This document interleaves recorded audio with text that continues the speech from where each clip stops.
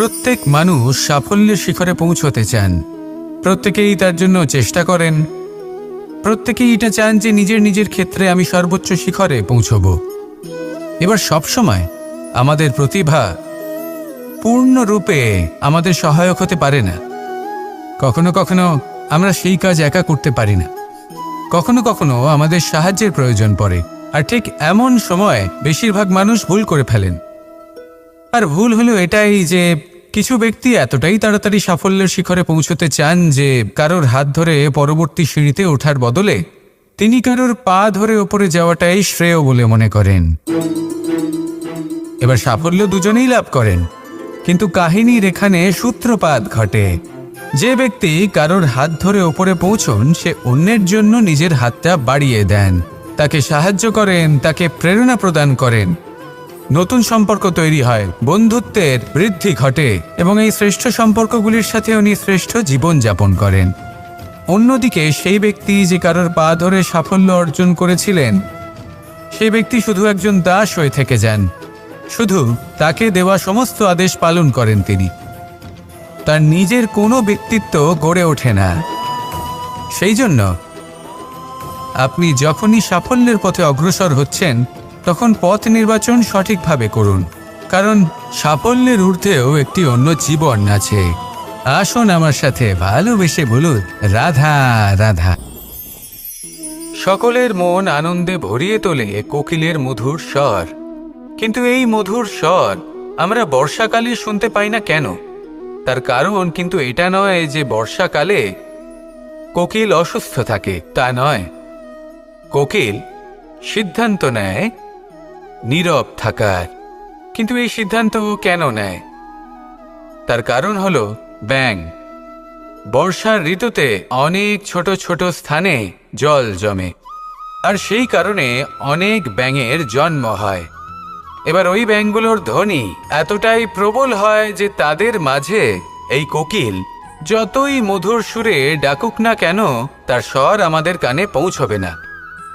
সেই জন্য ও সিদ্ধান্ত নেয় চুপ থাকার। আর এটাই হলো আমাদের জীবনের শিক্ষণীয় বিষয়। আপনি যদি এমন কোথাও থাকেন যেখানে আপনার আশেপাশে মূর্খ মানুষ আছেন, তাহলে সেখানে চুপ করে থাকাই হলো সবথেকে শ্রেষ্ঠ সিদ্ধান্ত। কারণ ওই মূর্খদের চিৎকারের সামনে কেউ আপনার জ্ঞানের কথা বুঝতেই পারবে না। সেই জন্য সেখানে চুপ করে থাকুন। পরবর্তীতে গিয়ে যেমন এই ব্যাঙের ডাক এটা শান্ত হবে আর তারপর থেমে যাবে, ঠিক তেমন মূর্খদের সময় একটা নির্দিষ্ট কালের পর গত হয়। আর তারপরে আসে বিবেকবানদের সময়, আপনার সময়। শুধু ধৈর্য ধরুন। আসুন আর আমার সাথে ভালোবেসে বলুন রাধা রাধা। প্রেম অত্যন্ত পবিত্র অনুভূতি, শুদ্ধ অনুভূতি। কোনো অশুভ মানুষের হৃদয় পরিবর্তন করার ক্ষমতা রাখে, তাদের মনেও করুণা জাগ্রত করার ক্ষমতা রাখে। কিন্তু কিছু মানুষ এমন আছেন, কিছু পরিস্থিতি, কিছু মুহূর্ত এমন আসে যখন প্রেমে শান্ত থাকা যায় না। ভালোবেসে কিছু বোঝানোর জন্য আমি যুদ্ধ থেকে পালিয়েছিলাম। আমাকে যুদ্ধবিমুখ বলা হয়েছিল, কিন্তু তখনও যখন জরাসন্ধ বুঝতে পারল না তখন ওকে দুটুকরো করে সমাপ্ত করতে হলো। প্রেমপূর্বক মৈত্রীর প্রস্তাব নিয়ে আমি হস্তিনাপুরে গিয়েছিলাম, কিন্তু যখন দুর্যোধনের অশুভ বুদ্ধি এটা বুঝতে পারল না তখন আমাকে মহাভারত রচনা করতে হলো। ভালোবেসে এই সংসারের জন্য আমি বাঁশি বাজাই। কিন্তু এমন কিছু মানুষ আছেন যারা প্রেমের ভাষা বুঝতে পারেন না। তাদের হাত থেকে এই সংসারে যে ভালোবাসা আছে তাকে রক্ষা করার জন্য আমাকে হাতে সুদর্শন চক্র তুলে নিতে হলো। এই সংসারে ভালোবাসা গুরুত্বপূর্ণ। এই সংসারকে যদি ভালোবাসা দিয়ে ভরিয়ে তুলতে পারেন, এই সংসার একটু বেশি সুন্দর হয়ে উঠবে, চারিদিকে প্রসন্নতা ছেয়ে যাবে। কিন্তু যখন এমন একটা সময় আসে যখন ভালোবাসা সংকটে পড়ে যায় আর তাকে রক্ষা করা অনিবার্য হয়ে পড়ে, তাহলে যদি তার জন্য কঠোর হতে হয় সেটা হন। যদি হাতে অস্ত্র তুলে নিতে হয় তা তুলে নিন। এই ভালোবাসাকে সুরক্ষিত রাখা প্রয়োজনীয়। আসুন আমার সাথে ভালোবেসে বলুন রাধা রাধা। মানুষের জীবনে দুটি বড় মাপের সম্বল আছে। প্রথম হলো আশা। আশা, যেটা আমাদের সামনে পথ চলার প্রেরণা যোগায়। আশা যা আমাদের শক্তি প্রদান করে, সাহস যোগায়, আমাদের এটা বোঝায় যে এখন অনেক কিছু শুভ হওয়া বাকি আছে, ভয় পেও না। আর দ্বিতীয় হলো বিশ্বাস। জীবনে যখনই আমরা কাউকে বিশ্বাস করি তখন একটা বিশেষ মাপের শক্তি অনুভব করি। কখনো কখনো এই আশা হতাশায় পরিবর্তিত হয়ে যায়, আর বিশ্বাসঘাতকতায় পরিবর্তিত হয়। তখন কি করা যায়? তখন কি আপনি এটা বলবেন যে আশা করা অনুচিত, বিশ্বাসের অস্তিত্ব নেই? না, এটা কখনোই অনুচিত নয়। আপনি যদি কাউকে বিশ্বাস করেন আর সেই বিশ্বাস যদি সেই ব্যক্তি ভঙ্গ করে, তাহলেও এটা আপনার দোষ, কারণ আপনি সিদ্ধান্ত নিয়েছিলেন যে আপনি সেই ব্যক্তির ওপর বিশ্বাস করবেন। আপনার সিদ্ধান্তে দোষ ছিল, আপনার ভাগ্যে নয়। কিন্তু ধরুন এমন একটা পরিস্থিতি এলো, তখন কি করা উচিত?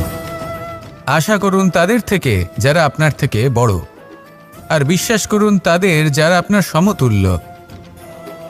আশা করতে হলে ঈশ্বরের কাছে করুন যে আমি জীবনে যা কিছুই করছি, যে কর্ম করছি, যাকে বিশ্বাস করছি, তারা আমার সাথে যেন কোনো অনুচিত না করেন।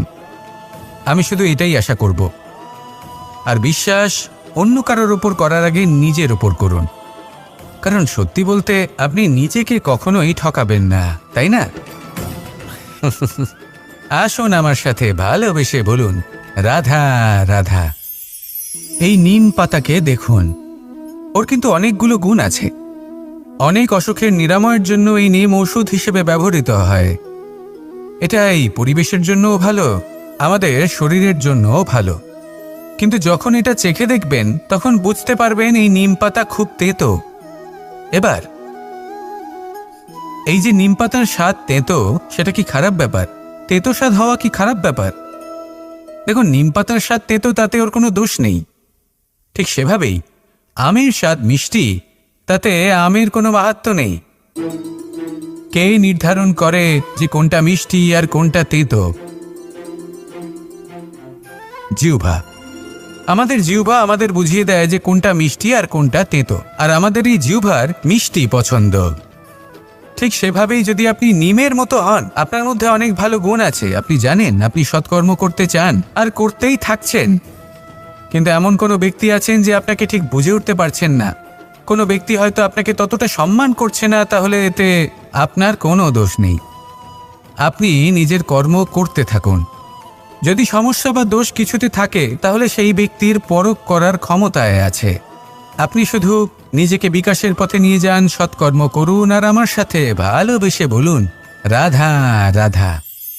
মস্তিষ্কের মেধা প্রত্যেক মানুষের কাছেই আছে।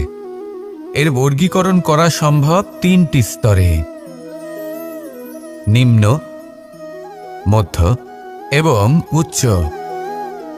এবার সেই ব্যক্তি যার মস্তিষ্ক মেধা নিম্ন স্তরের, তিনি কোন বিষয়ে কথা বলেন, কোন বিষয়ে আলোচনা করেন, কি সেই বিষয় যা নিয়ে এনারা ভাবেন? লেনদেন, লাভ ক্ষতি, সম্পর্ক ভাঙা গড়া, জীবনের এই ছোট ছোট বিষয়গুলি। এর ঊর্ধ্বে এনাদের কথা এবং ভাবনা যায়ই না।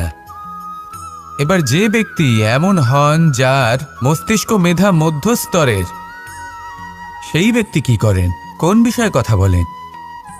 জীবনের ঘটনাগুলির বিষয়ে কথা বলেন। কি হয়েছিল, কিভাবে হয়েছিল, কিভাবে সেটা আরো বেশি শ্রেষ্ঠ করে তোলা সম্ভব। আর সেই ব্যক্তি যাদের মস্তিষ্ক মেধা উচ্চ স্তরে থাকে, তারা কি নিয়ে ভাবেন, তারা কি নিয়ে আলোচনা করতে থাকেন? তিনি ভাবেন যে কিভাবে নিজের চিন্তাভাবনা আরো বেশি শ্রেষ্ঠ করে তোলা সম্ভব। তিনি ভাবেন যে কিভাবে আমরা নিজেদের অপগুণগুলিকে দূর করে দিতে পারি, কারণ সেটা করতে পারলে জীবন আপনা থেকেই শ্রেষ্ঠ হয়ে উঠবে। মস্তিষ্ক মেধা আমাদের সবার কাছে আছে। এবার আমাদের এটা বেছে নিতে হবে যে কোন স্তরটা আমরা আপন করতে চাই। যদি আজকের এই মুহূর্তে আপনি নিম্ন স্তরেও থাকেন, তাহলে তা মেনে নিন, চিন্তার কোনো বিষয় নেই। এখনো চাইলে আপনি উচ্চ স্তরে পৌঁছতেই পারেন। সেটাই বেছে নিন, জীবন শ্রেষ্ঠ করে তুলুন, আর আমার সাথে ভালোবেসে বলুন, রাধা রাধা। অত্যন্ত শ্রেষ্ঠ একটা কথা আছে, যদি একটা দরজা বন্ধ হয় তাহলে ঈশ্বর নিজে আমাদের জন্য আরেকটা দরজা খুলে দেন। কিন্তু কিছু মানুষ আছেন যারা এটা ভাবেন যে আমার সাথে তো এরকম হলোই না, আমাদের জন্য তো কোনো নতুন দরজা খুলল না, কোনো নতুন পথ আমরা খুঁজে পেলাম না। সেই বিষয়ে আমরা চিন্তা করি, দুঃখ পাই যে এরকম কেন হলো। কখনো কখনো নতুন দরজা উন্মুক্ত হয়, কিন্তু পুরনো যে বন্ধ দরজা আছে তার সামনেই আমরা দুঃখী হয়ে বসে থাকি, আর এমন ভাবে বসে থাকি যে নতুন দরজার দিকে আমাদের চোখই যায় না। কখনো কখনো ঈশ্বর জেনে শুনেই আমাদের জন্য নতুন দরজা, নতুন পথ উন্মুক্ত করেন না, কারণ তিনি চান যে আমরা যেন পরিশ্রম করি, কর্ম করি, নিজেকে আরও বেশি শ্রেষ্ঠ করে তুলি, সক্ষম হই, আর নিজের পথ আমরা নিজেই খুঁজে নিই। কখনো কখনো এমনও হয় যে ঈশ্বর চান যে আমরা যেন সেই পথে চলতে শুরু করে দিই। ভবিষ্যতে গিয়ে ঈশ্বর আমাদের সবকিছুই প্রদান করেন। মনে রাখবেন, যে ব্যক্তি নিজের বাড়িতে এসে নিজের দুঃখ নিয়ে বিলাপ করতে থাকেন, সুখ তার দরজায় পৌঁছে গিয়েও বন্ধ দরজা দেখে ফিরে চলে যায়। তাই দুঃখ আমাদের সকলের জীবনে আছে, কিন্তু সেই দুঃখকে আঁকড়ে ধরে বসে থাকবেন না, তাহলে আপনি আসন্ন সুখও ভোগ করতে পারবেন না। আসুন আমার সাথে ভালোবেসে বলুন, রাধা রাধা। জীবনে এমন কিছু কাজ রয়েছে যা আমাদের কখনোই করা উচিত নয়, যেমন আশা করা। যদি আপনি আশা করেন আর আপনার আশা পূর্ণ না হয়, আপনি খুবই কষ্ট পাবেন। এবার আপনি যদি প্রতীক্ষা করেন, করতেই থাকেন, আর সেই ব্যক্তি যদি না আসে, তাহলেও খুব কষ্ট পাবেন। আর হলো তুলনা। আপনি যদি তুলনা করতে যান তাহলে এটাই ভাববেন যে হয় আমি বা অন্য কোনো ব্যক্তি, এই দুজনের মধ্যে কোনো এক ব্যক্তি নিকৃষ্ট, আর এই ভাবনাটাই হলো অনুচিত। যদি আমরা কথা বলি সেই সব বিষয়ে যা আমাদের করা উচিত, যেমন পরীক্ষা, এই পরীক্ষা সবসময় আমাদের আরো সফল করে তোলে, আরো শ্রেষ্ঠ করে তোলে, আরো উৎকৃষ্ট করে তোলে। আসন্ন মহাসংগ্রামের জন্য আমাদের প্রস্তুত করে তোলে এই পরীক্ষা। তাই এই পরীক্ষার থেকে কখনোই পালাবেন না, এর সম্মুখীন হন। আর হলো কর্ম। কর্ম করা কখনোই বন্ধ করবেন না। তুলনা করার বদলে কর্ম করুন, প্রতীক্ষা করার বদলে কর্ম করুন, আর আশা করার বদলে কর্মই করুন। জীবন সফল হয়ে যাবে। দেখুন, সবার শেষে সত্যি বলতে এই কর্ম আর এই পরীক্ষা, এই দুই আমাদের জীবনকে সুখী করে তুলতে পারে। আসুন আর আমার সাথে ভালোবেসে বলুন, রাধা রাধা। মানুষ তার জীবনে শিক্ষা এবং প্রেম, এই দুই লাভ করে তার মাতা, পিতা এবং গুরুর কাছ থেকে। কিন্তু মানুষ সবথেকে বেশি ভালোবাসে নিজের মাতাকে, কারণ মাতা খুব নির্মল চিত্তে ভালোবাসে, শান্ত মনে আমাদের অন্তরে শক্তির সঞ্চার করে থাকেন, আমাদের উৎসাহ দেন, বলশালী করে তোলেন। ব্যাপারটা কিন্তু এমন নয় যে আমরা নিজেদের বাবা বা গুরুকে ভালোবাসি না, তাদেরকেও আমরা অত্যন্ত ভালোবাসি, শুধু ওনাদের কঠোর ব্যবহার দেখলে আমরা একটু ভয় পেয়ে যাই। এবার ওনাদের এই কঠোর ব্যবহার আমাদের ভালো না লাগলেও অত্যন্ত আবশ্যক, কারণ মাতার থেকে আমরা যে শক্তি লাভ করি তা যেন নিয়ন্ত্রণ হারিয়ে বিধ্বংসী না হয়ে ওঠে, আমরা যেন কোনো কুপথে না চলে যাই, আমরা কখনো যেন দোষ না করে ফেলি। শুধু সেই জন্য পিতা এবং গুরু একটু কঠোর হয়ে ওঠেন, এবং ওনাদের এই কঠোর আচরণ ভবিষ্যতে গিয়ে আমরা অবশ্যই বুঝতে পারি। জীবনে কিছু বছর আমরা এগিয়ে যাই আর তারপর আমরা বুঝতে পারি যে বাবা এবং গুরু আমাদের যথেষ্ট ভালোবাসতেন, কিন্তু ওনাদের ভালোবাসার বহিঃপ্রকাশ আলাদা। প্রয়োজনীয় হলো এটা দেখার, এটা বোঝার যে শুরু থেকে আমাদের প্রতি ওনাদের আচরণ কেমন ছিল। ওনাদের কঠোর হওয়ার পেছনে ওনাদের ভালোবাসাটা বোঝার চেষ্টা করুন, ওনাদের চিন্তাটা বোঝার চেষ্টা করুন, ওনাদের পথপ্রদর্শনের আড়ালে আপনার ভবিষ্যতের জন্য যে পরিকল্পনা ওনারা করেছেন সেটা বোঝার চেষ্টা করুন। তখন আপনারা বুঝতে পারবেন ওনাদের ভালোবাসাকে। আপনার মনের মধ্যে আপনা থেকেই ওনাদের প্রতি সম্মান জেগে উঠবে। নিজের পিতা এবং নিজের গুরু, এই দুজনের প্রতি কৃতজ্ঞতা প্রকাশ করুন আর আমার সাথে ভালোবেসে বলুন, রাধা রাধা।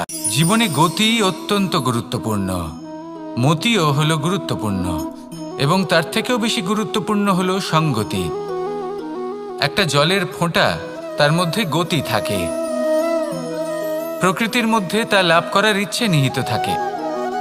কিন্তু এই যে সঙ্গতি, তা নির্ধারিত করে যে এই জলের ফোঁটা ঝিনুকের মুখে পড়ে মুক্তোতে পরিণত হবে, নাকি বিষাক্ত সাপের মুখে পড়ে বিষে পরিণত হবে। এবার দেখুন, এই জঞ্জাল স্বর্ণকারের দোকানের সামনেও থাকে এবং জঞ্জাল একজন ব্যবসাদারের দোকানেও থাকে। কিন্তু জঞ্জাল যা স্বর্ণকারের দোকানে থাকে তা ব্যবসাদারের দোকানের জঞ্জালের থেকে অনেক বেশি মূল্যবান, কারণ তার মধ্যে সোনার কণার সঙ্গতি থাকে। সেই জন্য জীবনে সঙ্গতির উপর বিশেষ গুরুত্ব দেবেন। যেমন সঙ্গতি তেমনই আপনি হবেন। আসুন আমার সাথে ভালোবেসে বলুন, রাধা রাধা। আমি দ্বারকাধীশ এবং আমার সভাতে বিভিন্ন সময় বিভিন্ন ধরনের মানুষ আসেন, নিজেদের দাবি নিয়ে, নিজেদের ইচ্ছে নিয়ে। কখনো কেউ ভোজন চান, আবার কখনো কেউ ওষুধ, কখনো কেউ বস্তু চান, কেউ আবার চান বস্ত্র। কারোর জ্ঞান চাই, কারোর ধন চাই, আবার কারোর বাসস্থান। অনেক সময় আমি এই অনুরোধ, এই ইচ্ছে পূর্ণ করি না। এবার আপনি এটা ভাবতেই পারেন যে কৃষ্ণ তো তাহলে লোভী, ওর কাছে তো সবকিছুই রয়েছে, তারপরেও সে নিজের প্রজার ইচ্ছে পূর্ণ করে না, তাদের সমস্যাগুলি বুঝতে পারে না, তাদের সুখ স্বাচ্ছন্দ্য প্রদান করে না। আসল সত্য হলো এটাই যে কোনো সবল ব্যক্তি, যে কোনো গৃহস্থ ব্যক্তি যে কাজ করতে সক্ষম, তার পরিশ্রম দ্বারাই নিজের প্রয়োজনগুলি এবং ইচ্ছেগুলি পূরণ করা উচিত। এটা অত্যন্ত প্রয়োজনীয়। আর এগুলো তিনি করতে পারেন শিল্প, ব্যবসা, আচরণ অথবা জ্ঞানের ভিত্তিতে। এই পথে চলতে হবে, পরিশ্রম করতে হবে, তবেই সে কিছু অর্জন করতে পারবে। এবার এমন কোনো ব্যক্তি যার এই সব কিছুতে কোনো রুচি নেই, যে কিছুই করতে চায় না, সে কিছুই অর্জন করতে পারবে না। এবার এরকম কোনো ব্যক্তিকে যদি আমি কোনো বস্তু প্রদান করি, তাহলে কি হবে? সে পরাধীন হয়ে যাবে, আর সেটা উচিত হবে না। তাহলে কি করা উচিত? তাকে পথ দেখানো, তাকে বোঝাতে হবে যে কোন পথে চলে তুমি নিজের লক্ষ্য প্রাপ্ত করতে পারবে। শিল্প, জ্ঞান, আচরণ এবং ব্যবসা, এই পথে কিভাবে চলে সেটা শেখাতে হবে। আর আমি সেটাই করি। তার ফলে কি হয়? ব্যক্তি স্বাধীন হয়ে যায়। সংসারে সে যা চাইবে তাই প্রাপ্ত করতে পারবে, কখনো কারোর থেকে কিছু চাইবার প্রয়োজন পড়বেই না। এই কথাটা সবসময় মনে রাখবেন। যখনই দান করবেন তা ভাবনা চিন্তা করে এমনভাবে দান করবেন যাতে সামনের ব্যক্তি স্বাধীন হতে পারেন, পরাধীন নয়। আসুন আমার সাথে ভালোবেসে বলুন, রাধা রাধা। এই সংসারের সব থেকে বড় সত্যি হলো জন্ম এবং মৃত্যু। কিন্তু আরো বড় একটা সত্য আছে, মিত্র এবং শত্রু, যা আমাদের সকলের জীবনে থাকে। মিত্র সে যে আমাদের সঙ্গ দেয় এবং সংসারের সব থেকে উঁচু শিখরে আমাদের নিয়ে যায়, এবং শত্রু সে যে যে কোনো মুহূর্তে যে কোনো শিখর থেকে আমাদের নিচে ফেলে দিতে পারে। এবার বিচিত্র ব্যাপার হলো এটাই যে আমরা নিজেরাই এদের সাথে নিয়ে চলি, নিজেরাই এদের পালন করি। তা কি করে? প্রথমে বুঝুন এই মিত্র এবং শত্রু কারা। আপনার নিজের মন, আর কেউ নয়। এই মনই হলো মিত্র যখন তাতে ভারসাম্য বজায় থাকে, তা নিয়ন্ত্রিত থাকে, তা পবিত্র হয়। কিন্তু যদি এই মন অনিয়ন্ত্রিত হয়ে পড়ে, যদি আপনাকে সে নিয়ন্ত্রণ করতে শুরু করে, তখন সেই আপনার সব থেকে বড় শত্রু হয়। সেই জন্য এই মনের ওপর নিয়ন্ত্রণ রাখতে শিখুন, এতে ভারসাম্য বজায় রাখতে শিখুন। তাহলে আপনি এমন এক বন্ধুকে পাবেন যে আপনাকে এই সংসারের শিখরে পৌঁছে দেবে। আসুন আমার সাথে ভালোবেসে বলুন, রাধা রাধা। ঈশ্বর আসলে কে? সংসারের বেশিরভাগ মানুষের কাছে ঈশ্বর হলেন এই সংসারের রচয়িতা, পালনকর্তা। কারোর কাছে উনি জ্ঞাতা, কারোর কাছে উনি হলেন আস্থার প্রতীক, আবার কারোর জন্য শুধুমাত্র অন্ধ বিশ্বাস। কিন্তু এই ঈশ্বর কি কোনো শরীর, নাকি একটা বোধ, নাকি শুধুই শ্রদ্ধা? ঈশ্বর হলেন তিনি যিনি হলেন আপনার ইষ্ট। সেই জন্যই তো গুরু, মাতা, পিতা এনাদেরও ঈশ্বরই বলা হয়েছে। যাদেরকে আমরা ঈশ্বর বলে মনে করি, যারা আমাদের ইষ্ট, তারা আমাদের একটি পথ দেখান, একটি দিকে চালিত করেন। সেই পথে চলে আপনি শুভ কর্ম করতে পারেন। আর যখন কোনো ব্যক্তি তার ঈশ্বরের আদেশ পালন করেন, তখন সে নিজে থেকেই শুভ পথে অগ্রসর হয়ে যান। বেশ কয়েকজন মানুষ ঈশ্বরের ওপর আস্থা রাখেন এবং ভাবেন যে অনুচিত কোনো কাজ করা উচিত নয়, ঈশ্বর দেখছেন। ওনারা ভয় পান যে কোনো অনুচিত কর্ম করলে কে জানে তার পরিণাম কি হবে। এমন অনেক ব্যক্তি রয়েছেন যারা ঈশ্বরকে বিশ্বাস করেন এবং জানেন যে ঈশ্বর তাদেরকে দেখছেন। তাই যে যে শুভ কর্ম ওনারা করেছেন তার ফল তারা অবশ্যই পাবেন। এবার আপনি ভয় পেয়ে ঈশ্বরকে বিশ্বাস করবেন, নাকি বিশ্বাসের দ্বারা ঈশ্বরকে বিশ্বাস করবেন, সেই সিদ্ধান্ত আপনারই। কিন্তু হ্যাঁ, যদি আপনার মনে ঈশ্বরের জন্য কোনো স্থান থাকে, যদি আপনার কোনো ইষ্ট থাকেন, যদি আপনি কাউকে ঈশ্বর মনে করেন, যার প্রত্যেক আদেশ আপনি পালন করে থাকেন, তাহলে বলি ঈশ্বর কখনো আপনাকে অনুচিত পথে চালিত করবেন না। আসুন আমার সাথে ভালোবেসে বলুন, রাধা রাধা। এই সংসারে ভিন্ন ভিন্ন ধরনের গাছ আছে, অসংখ্য ধরনের প্রজাতি আছে। কিছু গাছ পাতা দিয়ে থাকে, কিছু ফুল, কিছু ফল। কেউ ছায়া প্রদান করে, কেউ শীতলতা প্রদান করে, কেউ নিজেকে খুব কষ্ট দিয়ে এই সংসারের বিকাশে সহায়ক হয়ে ওঠে। কিন্তু এই সবার মধ্যে একটা বিষয় কিন্তু সমান।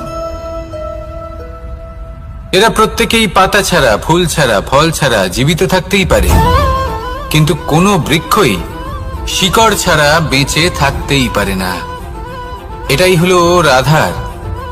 ঠিক সেইভাবেই আমাদের জীবনে শক্তি হোক, ধন হোক বা সাফল্য হোক, আমাদের বা আমাদের পরিবারের প্রসন্নতাই হোক, এই সব কিছুর আধার হলো, সবকিছুর মূল হলো পরিশ্রম।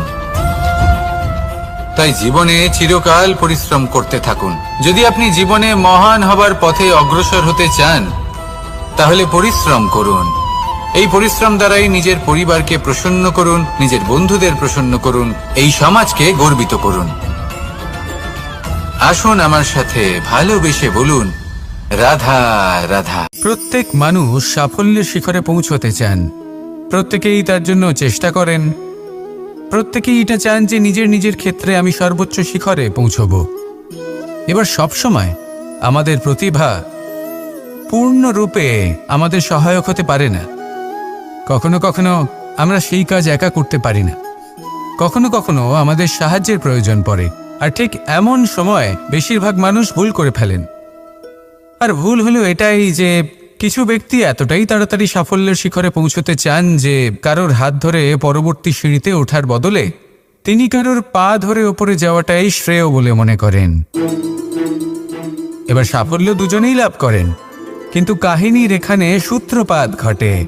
যে ব্যক্তি কারোর হাত ধরে ওপরে পৌঁছন, সে অন্যের জন্য নিজের হাতটা বাড়িয়ে দেন, তাকে সাহায্য করেন, তাকে প্রেরণা প্রদান করেন। নতুন সম্পর্ক তৈরি হয়, বন্ধুত্বের বৃদ্ধি ঘটে এবং এই শ্রেষ্ঠ সম্পর্কগুলির সাথে উনি শ্রেষ্ঠ জীবন যাপন করেন। অন্যদিকে সেই ব্যক্তি যে কারোর পা ধরে সাফল্য অর্জন করেছিলেন, সেই ব্যক্তি শুধু একজন দাস হয়ে থেকে যান। শুধু তাকে দেওয়া সমস্ত আদেশ পালন করেন তিনি, তার নিজের কোনো ব্যক্তিত্ব গড়ে ওঠে না। সেই জন্য আপনি যখনই সাফল্যের পথে অগ্রসর হচ্ছেন, তখন পথ নির্বাচন সঠিকভাবে করুন, কারণ সাফল্যের ঊর্ধ্বেও একটি অন্য জীবন আছে। আসুন আমার সাথে ভালোবেসে বলুন, রাধা রাধা। সকলের মন আনন্দে ভরিয়ে তোলে কোকিলের মধুর স্বর। কিন্তু এই মধুর স্বর আমরা বর্ষাকালে শুনতে পাই না কেন? তার কারণ কিন্তু এটা নয় যে বর্ষাকালে কোকিল অসুস্থ থাকে, তা নয়। কোকিল সিদ্ধান্ত নেয় নীরব থাকার। কিন্তু এই সিদ্ধান্ত কেন নেয়? তার কারণ হলো ব্যাঙ। বর্ষার ঋতুতে অনেক ছোট ছোট স্থানে জল জমে, আর সেই কারণে অনেক ব্যাঙের জন্ম হয়।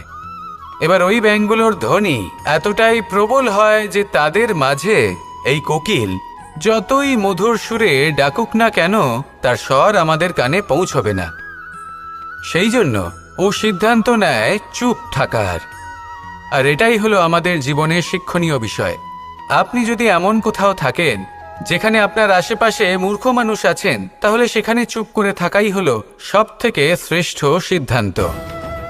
কারণ ওই মূর্খদের চিৎকারের সামনে কেউ আপনার জ্ঞানের কথা বুঝতেই পারবে না।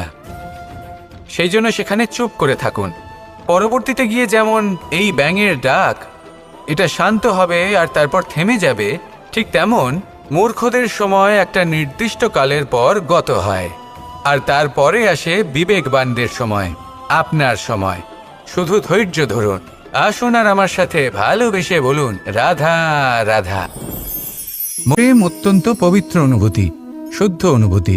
কোনো অশুভ মানুষের হৃদয় পরিবর্তন করার ক্ষমতা রাখে, তাদের মনেও করুণা জাগ্রত করার ক্ষমতা রাখে। কিন্তু কিছু মানুষ এমন আছেন, কিছু পরিস্থিতি, কিছু মুহূর্ত এমন আসে যখন প্রেমে শান্ত থাকা যায় না। ভালোবেসে কিছু বোঝানোর জন্য আমি যুদ্ধ থেকে পালিয়েছিলাম। আমাকে যুদ্ধবিমুখ বলা হয়েছিল, কিন্তু তখনও যখন জরাসন্ধ বুঝতে পারল না, তখন ওকে দুটুকরো করে সমাপ্ত করতে হলো। প্রেমপূর্বক মৈত্রীর প্রস্তাব নিয়ে আমি হস্তিনাপুরে গিয়েছিলাম, কিন্তু যখন দুর্যোধনের অশুভ বুদ্ধি এটা বুঝতে পারল না, তখন আমাকে মহাভারত রচনা করতে হলো। ভালোবেসে এই সংসারের জন্য আমি বাঁশি বাজাই। কিন্তু এমন কিছু মানুষ আছেন যারা প্রেমের ভাষা বুঝতে পারেন না। তাদের হাত থেকে এই সংসারে যে ভালোবাসা আছে তাকে রক্ষা করার জন্য আমাকে হাতে সুদর্শন চক্র তুলে নিতে হলো। এই সংসারে ভালোবাসা গুরুত্বপূর্ণ। এই সংসারকে যদি ভালোবাসা দিয়ে ভরিয়ে তুলতে পারেন, এই সংসার একটু বেশি সুন্দর হয়ে উঠবে, চারিদিকে প্রসন্নতা ছেয়ে যাবে। কিন্তু যখন এমন একটা সময় আসে যখন ভালোবাসা সংকটে পড়ে যায় আর তাকে রক্ষা করা অনিবার্য হয়ে পড়ে, তাহলে যদি তার জন্য কঠোর হতে হয় সেটা হন। যদি হাতে অস্ত্র তুলে নিতে হয় তা তুলে নিন। এই ভালোবাসাকে সুরক্ষিত রাখা প্রয়োজনীয়। আসুন আমার সাথে ভালোবেসে বলুন, রাধা রাধা। মানুষের জীবনে দুটি বড় মাপের সম্বল আছে। প্রথম হলো আশা। আশা যেটা আমাদের সামনে পথ চলার প্রেরণা যোগায়। আশা যা আমাদের শক্তি প্রদান করে, সাহস যোগায়, আমাদের এটা বোঝায় যে এখন অনেক কিছু শুভ হওয়া বাকি আছে, ভয় পেও না। আর দ্বিতীয় হলো বিশ্বাস। জীবনে যখনই আমরা কাউকে বিশ্বাস করি তখন একটা বিশেষ মাপের শক্তি অনুভব করি। কখনো কখনো এই আশা হতাশায় পরিবর্তিত হয়ে যায়, আর বিশ্বাসঘাতকতায় পরিবর্তিত হয়। তখন কি করা যায়? তখন কি আপনি এটা বলবেন যে আশা করা অনুচিত, বিশ্বাসের অস্তিত্ব নেই? না, এটা কখনোই অনুচিত নয়। আপনি যদি কাউকে বিশ্বাস করেন আর সেই বিশ্বাস যদি সেই ব্যক্তি ভঙ্গ করে, তাহলেও এটা আপনার দোষ, কারণ আপনি সিদ্ধান্ত নিয়েছিলেন যে আপনি সেই ব্যক্তির ওপর বিশ্বাস করবেন। আপনার সিদ্ধান্তের দোষ ছিল, আপনার ভাগ্যে নয়। কিন্তু ধরুন এমন একটা পরিস্থিতি এলো, তখন কি করা উচিত? আশা করুন তাদের থেকে যারা আপনার থেকে বড়, আর বিশ্বাস করুন তাদের যারা আপনার সমতুল্য। আশা করতে হলে ঈশ্বরের কাছে করুন যে আমি জীবনে যা কিছুই করছি, যে কর্ম করছি, যাকে বিশ্বাস করছি, তারা আমার সাথে যেন কোনো অনুচিত না করেন। আমি শুধু এটাই আশা করব। আর বিশ্বাস অন্য কারোর ওপর করার আগে নিজের ওপর করুন, কারণ সত্যি বলতে আপনি নিজেকে কখনোই ঠকাবেন না, তাই না? আসুন আমার সাথে ভালোবেসে বলুন, রাধা রাধা। এই নিম পাতাকে দেখুন, ওর কিন্তু অনেকগুলো গুণ আছে।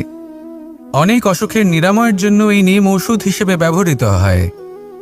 এটা এই পরিবেশের জন্যও ভালো, আমাদের শরীরের জন্যও ভালো। কিন্তু যখন এটা চেখে দেখবেন তখন বুঝতে পারবেন এই নিম পাতা খুব তেতো। এবার এই যে নিম পাতার স্বাদ তেতো, সেটা কি খারাপ ব্যাপার?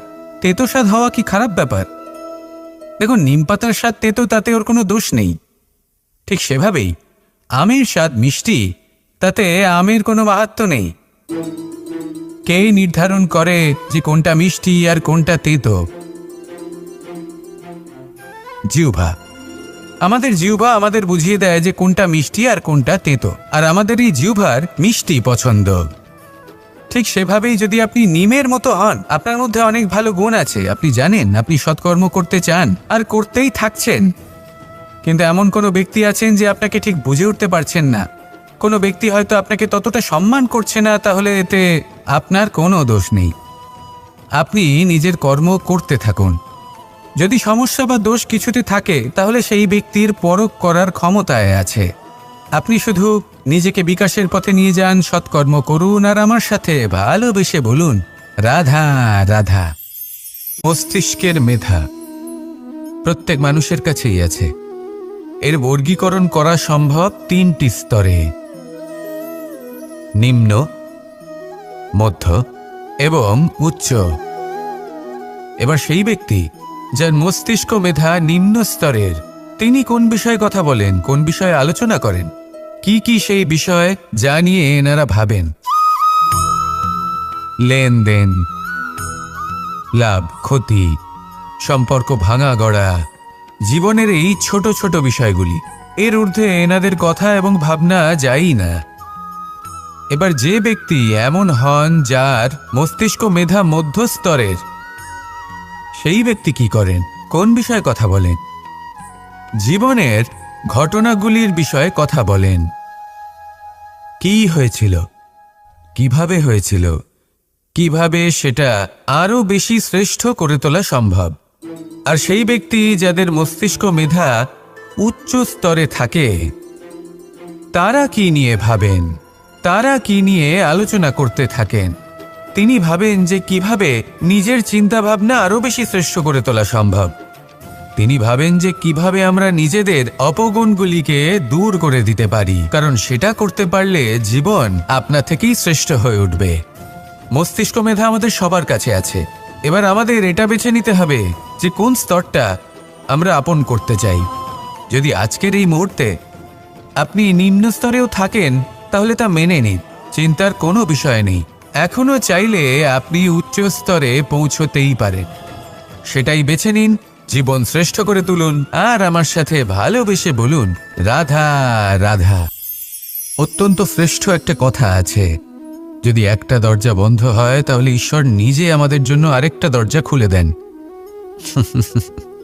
কিন্তু কিছু মানুষ আছেন যারা এটা ভাবেন যে আমার সাথে তো এরকম হলোই না, আমাদের জন্য তো কোনো নতুন দরজা খুলল না, কোনো নতুন পথ আমরা খুঁজে পেলাম না।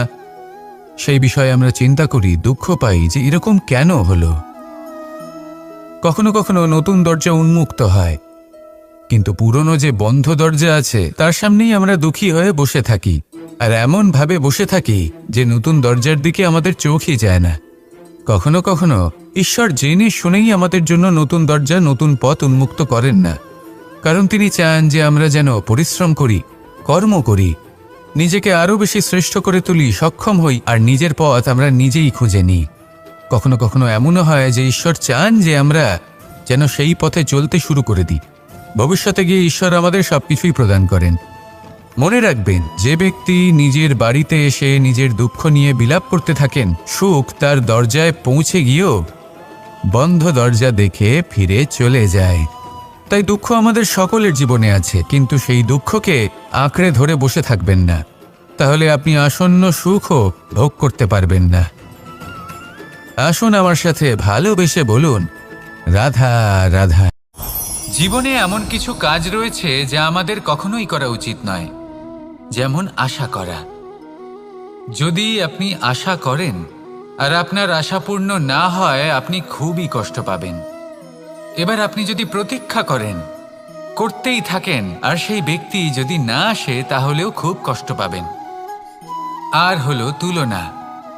আপনি যদি তুলনা করতে যান, তাহলে এটাই ভাববেন যে হয় আমি বা অন্য কোনো ব্যক্তি, এই দুজনের মধ্যে কোনো এক ব্যক্তি নিকৃষ্ট, আর এই ভাবনাটাই হলো অনুচিত।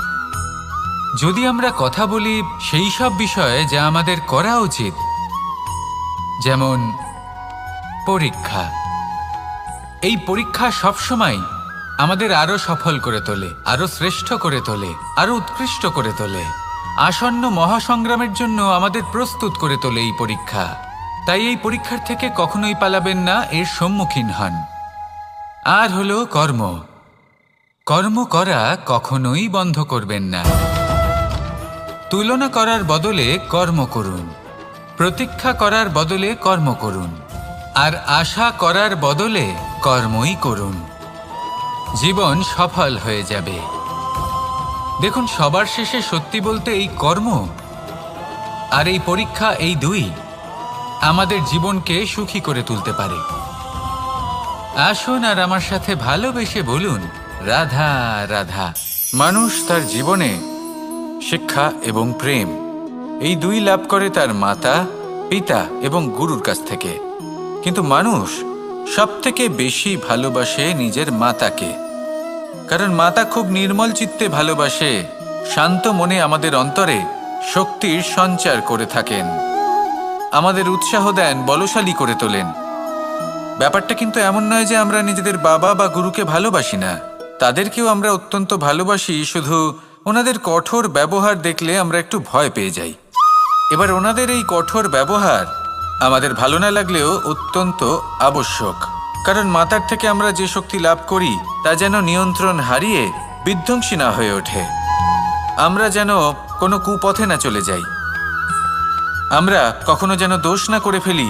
শুধু সেই জন্য পিতা এবং গুরু একটু কঠোর হয়ে ওঠেন, এবং ওনাদের এই কঠোর আচরণ ভবিষ্যতে গিয়ে আমরা অবশ্যই বুঝতে পারি। জীবনে কিছু বছর আমরা এগিয়ে যাই আর তারপর আমরা বুঝতে পারি যে বাবা এবং গুরু আমাদের যথেষ্ট ভালোবাসতেন, কিন্তু ওনাদের ভালোবাসার বহিঃপ্রকাশ আলাদা। প্রয়োজনীয় হলো এটা দেখার, এটা বোঝার যে শুরু থেকে আমাদের প্রতি ওনাদের আচরণ কেমন ছিল। ওনাদের কঠোর হওয়ার পেছনে ওনাদের ভালোবাসাটা বোঝার চেষ্টা করুন, ওনাদের চিন্তাটা বোঝার চেষ্টা করুন, ওনাদের পথপ্রদর্শনের আড়ালে আপনার ভবিষ্যতের জন্য যে পরিকল্পনা ওনারা করেছেন সেটা বোঝার চেষ্টা করুন। তখন আপনারা বুঝতে পারবেন ওনাদের ভালোবাসাকে। আপনার মনের মধ্যে আপনা থেকেই ওনাদের প্রতি সম্মান জেগে উঠবে। নিজের পিতা এবং নিজের গুরু এই দুজনের প্রতি কৃতজ্ঞতা প্রকাশ করুন আর আমার সাথে ভালোবেসে বলুন, রাধা রাধা। জীবনে গতি অত্যন্ত গুরুত্বপূর্ণ, মতিও হলো গুরুত্বপূর্ণ, এবং তার থেকেও বেশি গুরুত্বপূর্ণ হলো সঙ্গতি। একটা জলের ফোঁটা, তার মধ্যে গতি থাকে, প্রকৃতির মধ্যে তা লাভ করার ইচ্ছে নিহিত থাকে, কিন্তু এই যে সঙ্গতি তা নির্ধারিত করে যে এই জলের ফোঁটা ঝিনুকের মুখে পড়ে মুক্ততে পরিণত হবে নাকি বিষাক্ত সাপের মুখে পড়ে বিষে পরিণত হবে। এবার দেখুন, এই জঞ্জাল স্বর্ণকারের দোকানের সামনেও থাকে এবং জঞ্জাল একজন ব্যবসাদারের দোকানেও থাকে, কিন্তু জঞ্জাল যা স্বর্ণকারের দোকানে থাকে তা ব্যবসাদারের দোকানের জঞ্জালের থেকে অনেক বেশি মূল্যবান, কারণ তার মধ্যে সোনার কণার সঙ্গতি থাকে। সেই জন্য জীবনে সঙ্গতির উপর বিশেষ গুরুত্ব দেবেন। যেমন সঙ্গতি তেমনই আপনি হবেন। আসুন আমার সাথে ভালোবেসে বলুন, রাধা রাধা। আমি দ্বারকাধীশ এবং আমার সভাতে বিভিন্ন সময় বিভিন্ন ধরনের মানুষ আসেন, নিজেদের দাবি নিয়ে, নিজেদের ইচ্ছে নিয়ে। কখনো কেউ ভোজন চান, আবার কখনো কেউ ওষুধ, কখনো কেউ বস্তু চান, কেউ আবার চান বস্ত্র, কারোর জ্ঞান চাই, কারোর ধন চাই, আবার কারোর বাসস্থান। অনেক সময় আমি এই অনুরোধ, এই ইচ্ছে পূর্ণ করি না। এবার আপনি এটা ভাবতেই পারেন যে কৃষ্ণ তো তাহলে লোভী, ওর কাছে তো সবকিছুই রয়েছে, তারপরেও সে নিজের প্রজার ইচ্ছে পূর্ণ করে না, তাদের সমস্যাগুলি বুঝতে পারে না, তাদের সুখ স্বাচ্ছন্দ্য প্রদান করে না। আসল সত্য হলো এটাই যে কোনো সবল ব্যক্তি, যে কোনো গৃহস্থ ব্যক্তি যে কাজ করতে সক্ষম তার পরিশ্রম দ্বারাই নিজের প্রয়োজনগুলি এবং ইচ্ছেগুলি পূরণ করা উচিত। এটা অত্যন্ত প্রয়োজনীয়, আর এগুলো তিনি করতে পারেন শিল্প, ব্যবসা, আচরণ অথবা জ্ঞানের ভিত্তিতে। এই পথে চলতে হবে, পরিশ্রম করতে হবে, তবেই সে কিছু অর্জন করতে পারবে। এবার এমন কোনো ব্যক্তি যার এই সব কিছুতে কোনো রুচি নেই, যে কিছুই করতে চায় না, সে কিছুই অর্জন করতে পারবে না। এবার এরকম কোনো ব্যক্তিকে যদি আমি কোনো বস্তু প্রদান করি, তাহলে কি হবে? সে পরাধীন হয়ে যাবে, আর সেটা উচিত হবে না। তাহলে কি করা উচিত? তাকে পথ দেখানো, তাকে বোঝাতে হবে যে কোন পথে চলে তুমি নিজের লক্ষ্য প্রাপ্ত করতে পারবে। শিল্প, জ্ঞান, আচরণ এবং ব্যবসা, এই পথে কিভাবে চলে সেটা শেখাতে হবে। আর আমি সেটাই করি। তার ফলে কি হয়? ব্যক্তি স্বাধীন হয়ে যায়। সংসারে সে যা চাইবে তাই প্রাপ্ত করতে পারবে, কখনো কারোর থেকে কিছু চাইবার প্রয়োজন পড়বেই না। এই কথাটা সবসময় মনে রাখবেন। যখনই দান করবেন তা ভাবনা চিন্তা করে এমনভাবে দান করবেন যাতে সামনের ব্যক্তি স্বাধীন হতে পারেন, পরাধীন নয়। আসুন আমার সাথে ভালোবেসে বলুন, রাধা রাধা।